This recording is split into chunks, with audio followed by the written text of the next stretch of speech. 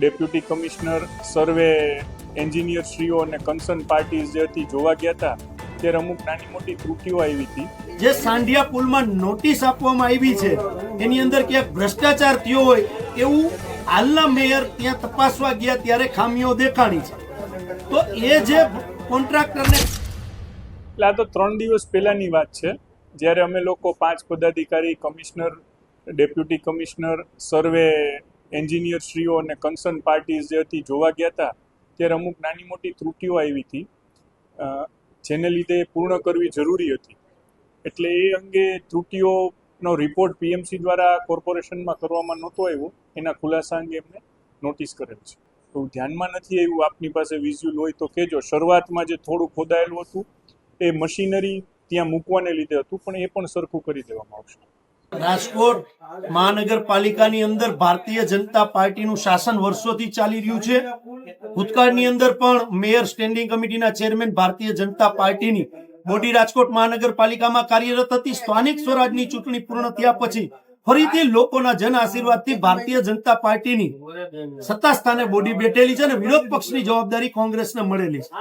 જે સાંઢિયા પુલમાં નોટિસ આપવામાં આવી છે એની અંદર ક્યાંક ભ્રષ્ટાચાર થયો હોય એવું હાલના મેયર ત્યાં તપાસવા ગયા ત્યારે ખામીઓ દેખાણી છે.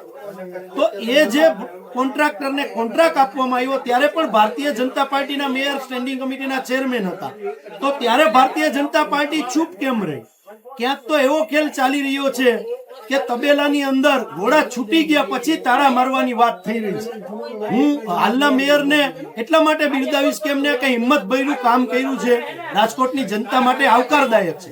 પણ માત્ર ને માત્ર નોટિસ પૂરતું ન રહી જાય અને માત્ર ને માત્ર અધિકારીઓને જ ક્યાંક દંડવામાં ન આવે, પણ સત્તા સ્થાને બેઠેલા ભારતીય જનતા પાર્ટીના લોકોએ જે આમાં કાળા હાથ કર્યા છે એના ઉપર જો દાખલો બેસાડવામાં આવશે તો આવનારા દિવસોની અંદર રાજકોટ શહેરની અંદર કોઈ પણ રાજકીય પક્ષ હોય, લોકોના પૈસા, ટેક્સના પૈસા ભ્રષ્ટાચારમાં વેડફાતા બંધ થશે. એટલે હું આપના માધ્યમથી કહું છું કે માત્ર નોટિસ પૂરતો આ ખેલ ન રહેવો જોઈએ. આ ખેલની અંદર કોઈ પણ વ્યક્તિ જવાબદાર હોય, ચાહે કોન્ટ્રાક્ટર હોય, એજન્સી હોય, ચાહે કે ભારતીય જનતા પાર્ટીના પદાધિકારીઓ હોય, એમની ઉપર પણ એક્શન લેવા જોઈએ. કારણ કે ભૂતકાળની અંદર આપણે જોયું છે ટીઆરપી ગેમ ઝોનમાં ક્યાંય ને ક્યાંય અધિકારીઓને આગળ કરીને જે આખલાઓ રાજકોટ શહેરની અંદર છૂટા ફરે છે તો દાખલો નહીં બેસે. જ્યારે કોઈ આવો બનાવ બને ત્યારે બલીનો બકરો અધિકારીને કરવામાં આવે છે, પણ આ અધિકારીને હિંમત કોણ આપે છે આ ભ્રષ્ટાચાર કરવાની? એની ઉપર દાખલો બેસાડવો જોઈએ તો રાજકોટ શહેરની અંદર સ્પષ્ટ અને સારો વહીવટ થઈ શકે.